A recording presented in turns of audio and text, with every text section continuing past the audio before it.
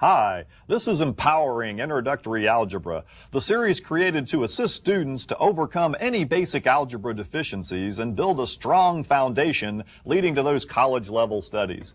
I'm Bob Young, Assistant Professor of Mathematics at Brevard Community College. With the help of my fantastic WBCC crew, we will bring you introductory algebra lessons like no other. Let's pick it up where we left off, and we'll show you why.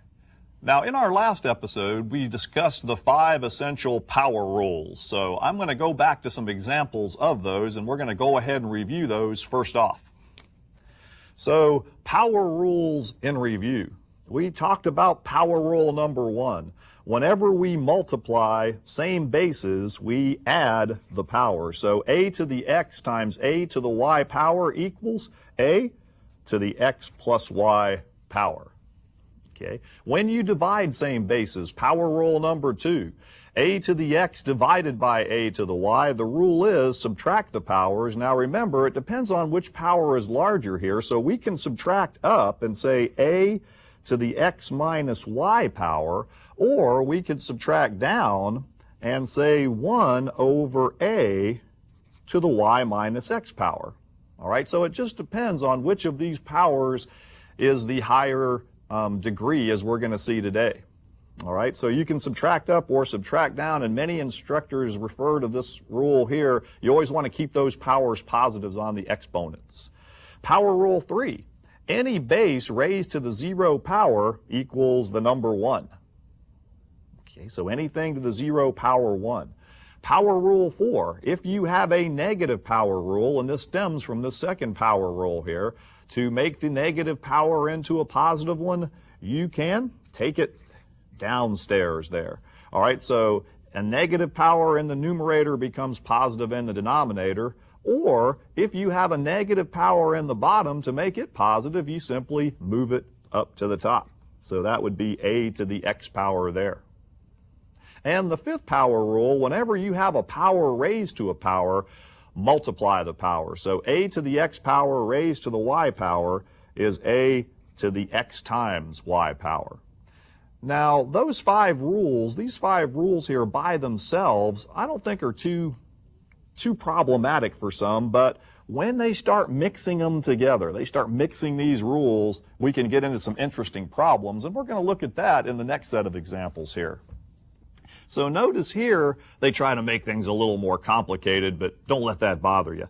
Now in the numerator, we're going to use power rule number 1. We're multiplying same bases here, so we're going to go ahead and add the powers on the 3 and the 4 here. So a to the 3rd times a to the 4th gives us a to the 7th. All right, and I'll go ahead and make a little notation here. This is using rule number 1. And on the bottom, we have a power raised to a power. So the rule there is, this is power rule number 5. Multiply the powers to get a to the 10th power. So now we have a to the 7th divided by a to the 10th. Now when we divide same bases, this is rule number 2. We're going to subtract the powers. Now are we going to subtract them up or down? Well, if we subtract up, we're going to have a negative power. Therefore, we want to subtract down 10 minus 7 and keep that exponent positive on that base. All right, so that is so in some of the examples we're doing now, we will use a combined power rule. We'll use different ones to get to this answer. Now, you know, you can go to a lot of instructors on these, and a lot of instructors will use different rules at different times. So, I mean, it's not necessarily my way or the highway on all these as I do some of these, so don't feel discouraged if you don't start out the way I went. You'll end, as long as we end up with the same bottom line, you're going to be okay. All right, next example, we have x times y raised to the 0 power versus xy in parentheses to the 0 power. Now again, there's that difference between parentheses and non-parentheses that we've been emphasizing throughout. In this first example, only the y is being raised to the 0 power. So in reality, this is x times 1, which gives us x for the answer. Because anything to the 0 power, remember, is 1. Whereas in the second one here, xy in parentheses raised to the 0 power, all of that becomes 1. So anything raised to the 0 power is 1. So just another example of the difference between parentheses and non-parentheses there. Continuing, lots of examples on today's episodes. These exponential rules drive students crazy, so we want to make sure we master them well.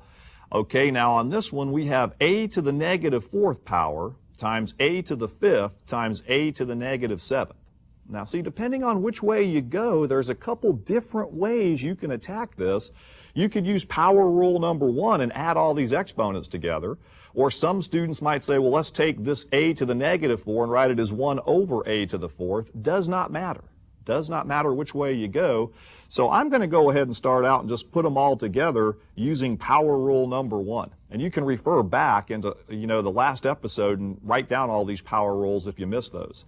So if we add the powers here, negative 4 plus 5 is going to give us a positive 1. Added to a negative 7 here, we're going to end up with a to the negative 6 power.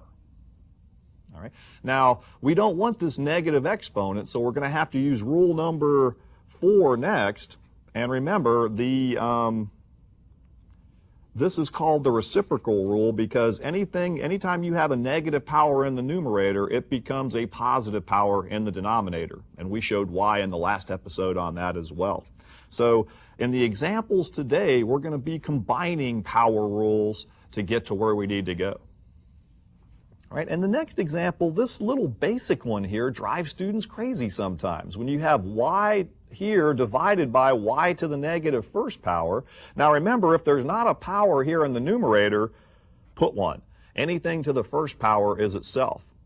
All right, now you can use rule number 2 here. Let's just show you there are several different ways to think about this. If you use rule number 2, you would subtract the powers. And I'll actually show that step here. You would write y to the 1 subtract a negative 1, which would, there's that old double negative property we haven't seen since the first few episodes, and that gives us y squared for the answer. All right. Or you could have looked at this and say, hey, I want to use power rule number 4 here and take this negative y to the negative 1st power and move it to the top, which makes it then y to the 1st power. So there's that reciprocal rule again. Taking a negative to the numerator makes it positive. And look what we end up with. Y to the 1st times y to the 1st. We end up in the same spot. So lots of ways to go about these. But if you use your power rules correctly, you'll get to the same place. All right. A few more examples here. And we'll show you where you use some of these power rules in real life next. Now, in this example, notice everything in the parentheses is being raised to the 2nd power. So we want to square everything in here. And remember, this is power rule number 5. We're going to multiply these exponents together. We're going to multiply every exponent in the parentheses by the 2. Now, Young, I don't see a parentheses on, or I don't see an exponent on the 3 or on the x here. Put 1. That's 3 to the 1st power, x to the 1st power. So if they don't have an exponent, you can put 1, and now multiply every exponent by 2, and we'll end up with 3 squared, x squared, y to the 4th power. So there's our power rule 5. When multiplying or raising a power to a powers, multiply the powers. And then we'll just go ahead and write that bottom here, 4x, y to the negative 3rd power. Now, what's wrong with this? There's lots of things we can do now. Now, students will go, oh, which rule? I want to go ahead and deal with the x's or deal with the y's. And there's all kinds of things you can do to deal with these, so just don't panic here. Let's go ahead and deal with the x's first. Now, this is going to be power rule number 2. We're going to subtract the exponents here. And also, we can go ahead and take care of that 3 squared. Let's go ahead and make 3 squared 9. Leave that 4 in the bottom, so we'll have the number parts done. X to the 2nd subtract an x to the 1st, that's going to leave us with an x to the 1st in the numerator. Right. Now, how about the y's, Young? What am I going to do with those? Well, there's that rule again. You can subtract the exponents here. 4 subtract negative 3, you'll get y to the 7th in the top. Or you could use power rule number 4. A lot of students like to use this 4th power rule and just take that negative power and move it upstairs, and it becomes a positive power. So we end up either case with y to the 7th power in the numerator. So you have to really watch out with these fractional ones with exponents, because some things end up in the numerator of the fraction while other things end up in the denominator. So I know y'all love fractions out there. It's one of your favorite things. And the last example is also fractional here. Now again, we have a whole fraction inside parentheses raised to this negative third power, so we can take the reciprocal of what's in here. This is power rule number 4. And that x to the 4th divided by 2, the reciprocal is 2 over x to the 4th. And then the power becomes positive. All right, so using rule 4, we went from here to here. Now what? Well, we've got all of this in here raised to the third power, so the 5th power rule says go ahead and multiply the exponents in here. Now again, you can put a 1 on the 2 there. That's 2 to the 1st power. And we'll end up with a final answer of 2 to the 3rd power divided by x to the 12th power. And then some textbooks will also clean up the 2 to the 3rd and go ahead and make that 8. So it'd be 8 over x to the 12th power. So notice I use power rule 4 to go ahead and go from here to here, 5 to go from here to here. Now, there might be other students that would have started a different way. They could have used power rule 5 first. They went ahead and multiplied the powers by -3. That's fine. We can put a 1 on the 2 here, and we'll end up with x to the -12th divided by 2 to the -3rd power. So we could have went this direction as well using the 5th power rule first. And then what's wrong with this picture? Well, we've got these negative exponents, Young. We can't have it. So then we would go ahead and use rule number 4. Okay, and take the reciprocals here. So 2 to the -3rd power in the denominator becomes 2 to the 3rd power in the numerator, and vice versa. X to the -12th power in the numerator becomes x to the 12th power in the denominator, same place. See, so it doesn't really, as long as you use the correct rules and use them wisely, you're going to end up in the same ballpark. So that's good. That's good. All right, let's stop at this point and talk about some study skills. All right, we always like to emphasize study skills as well as give you great examples and graphics and so forth on the show. So we're going to talk about study skill number 7 right here. Study skill 7, ask questions when the material is not understood. I have a lot of students that don't. It's not a sign of weakness to ask questions, but strength. There may be others with the same question, and sometimes they're too shy to ask. And study skill number 8, we're going to keep re-emphasizing these. Learn to read your textbook and related materials. Work through each example and write down any key points you may have missed in class. And that's just going to make you a better overall math student, and that's what we're after in this series. All right, now next I do want to go to some of those fantastic graphics next. So we're going to go and talk about where do we use power rules in real life. So let's look at the graphic here. And one example here, the major one, is scientific notation. Notice here it says a number in scientific notation contains 2 parts.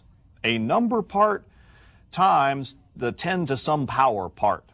Now notice the number part here. Let me bring my hand over here. This notation we haven't seen in a while. The number part must be a number between 1 and 10.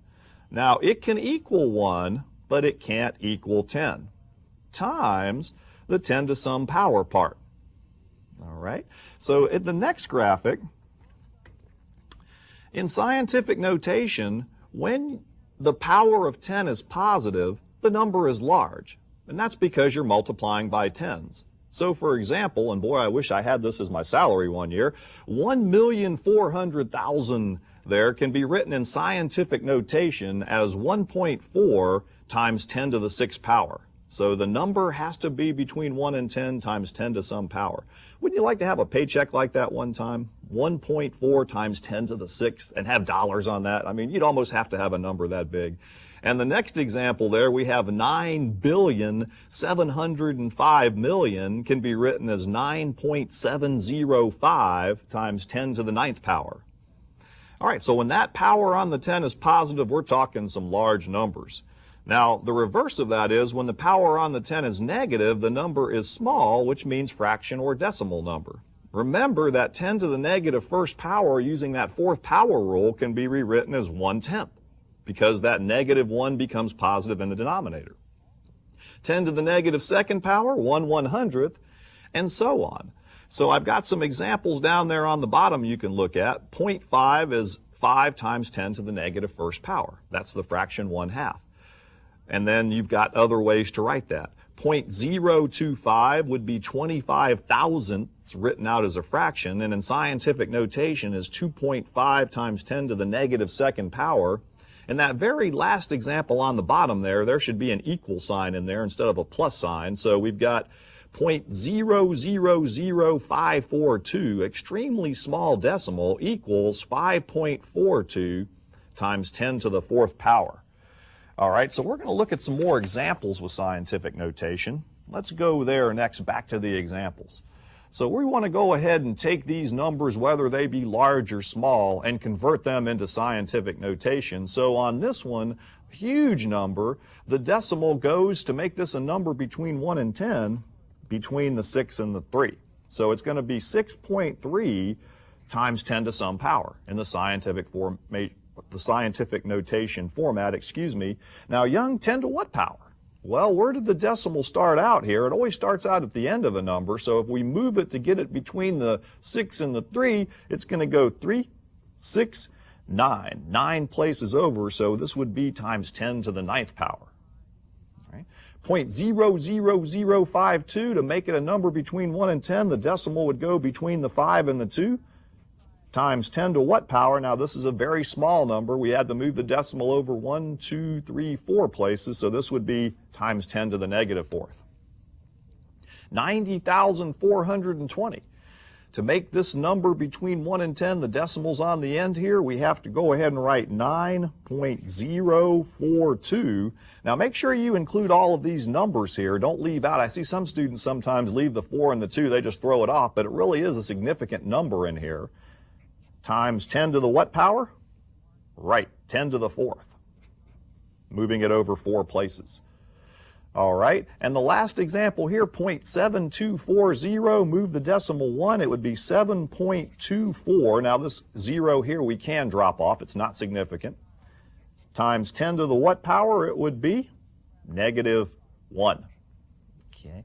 So there are some examples taking numbers and converting them into scientific notation format.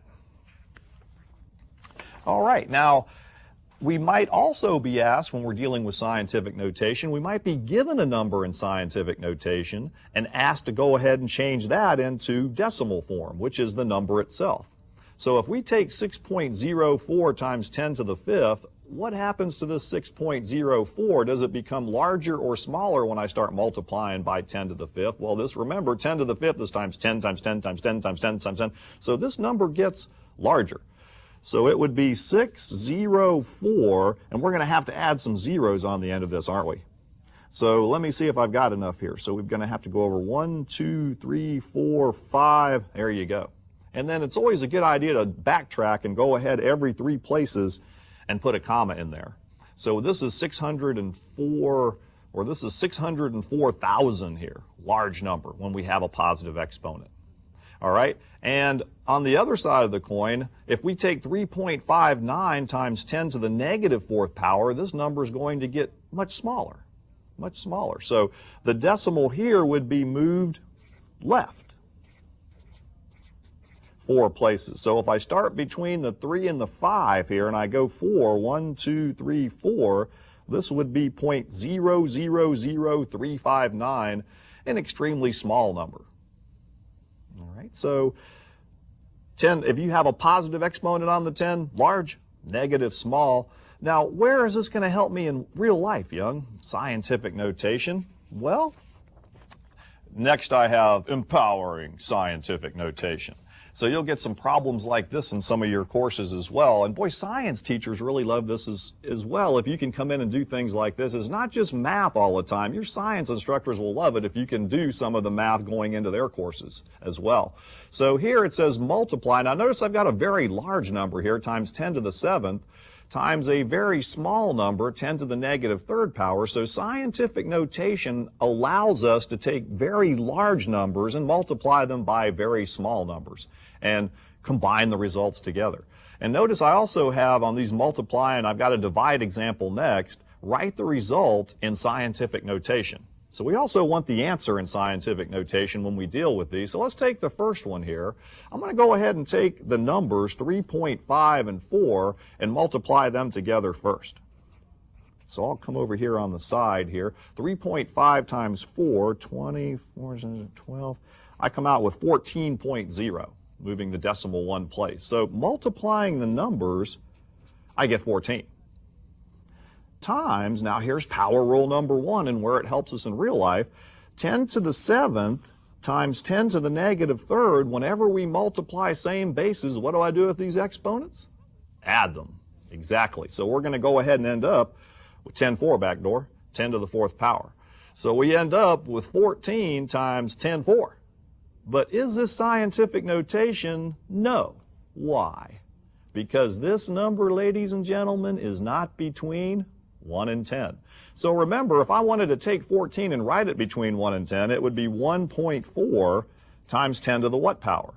It would be times 10 to the 1st power, wouldn't it? If I just wanted to take this 14 and write it in scientific notation, which I did.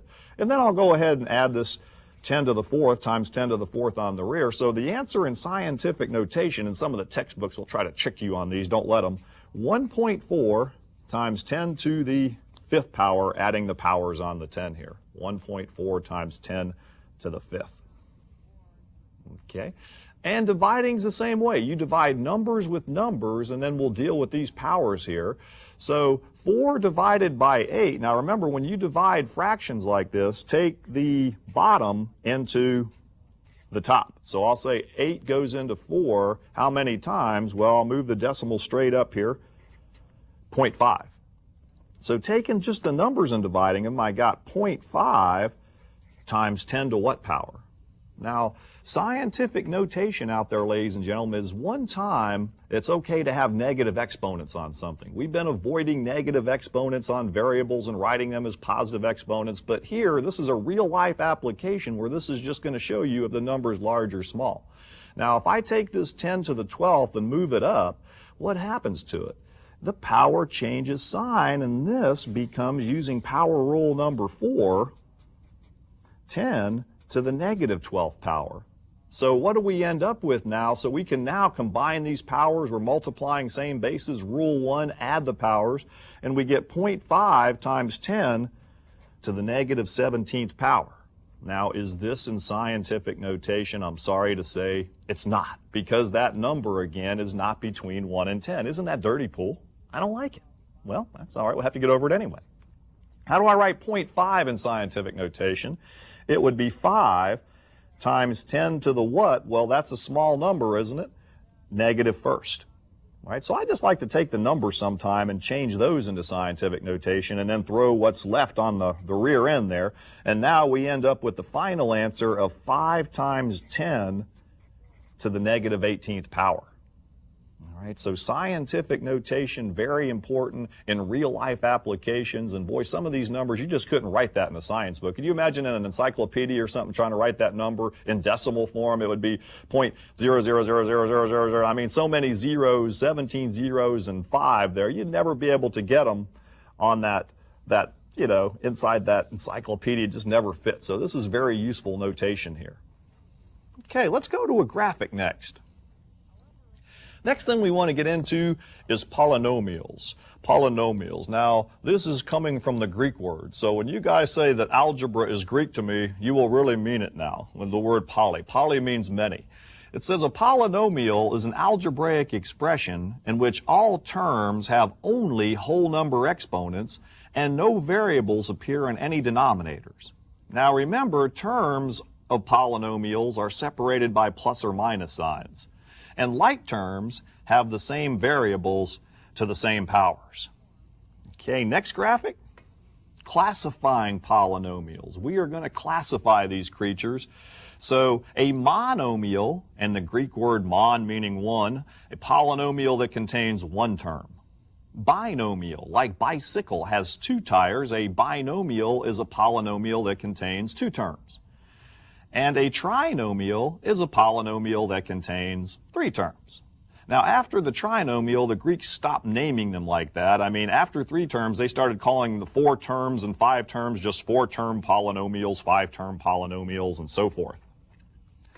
All right, a little bit of definitions here on polynomials. Descending order of powers. Now, when we start adding, subtracting, multiplying, and dividing, the textbooks like to arrange those powers from highest to lowest. So, descending order, highest to lowest variable powers. The degree of a polynomial. The largest variable power, or powers, once the polynomial is placed in descending order of powers.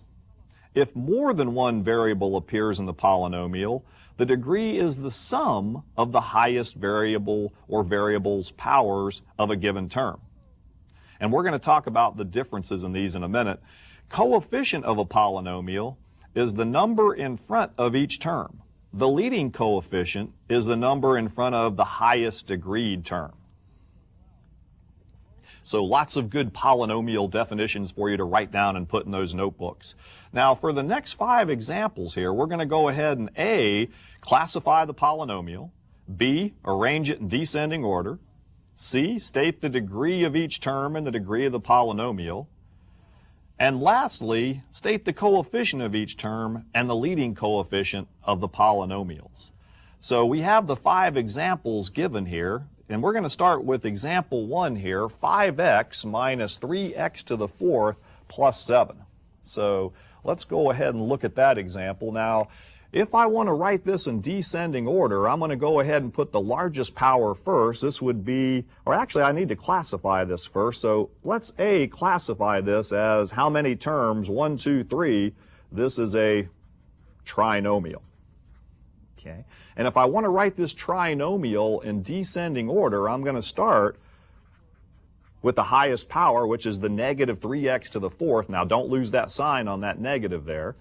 Plus 5x plus 7. All right.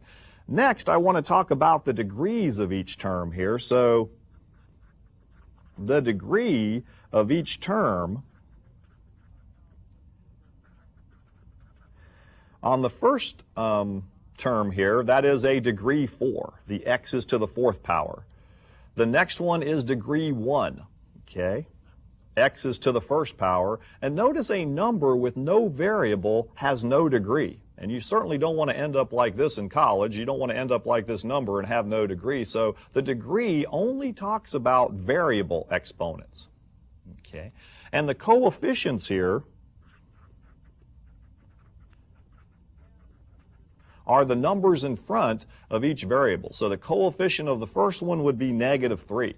The coefficient of the second one would be 5. And the coefficient of this last one is just the number itself, 7. Now, the degree of the polynomial is the highest powered one. The leading coefficient is the number in front of the highest powered variable.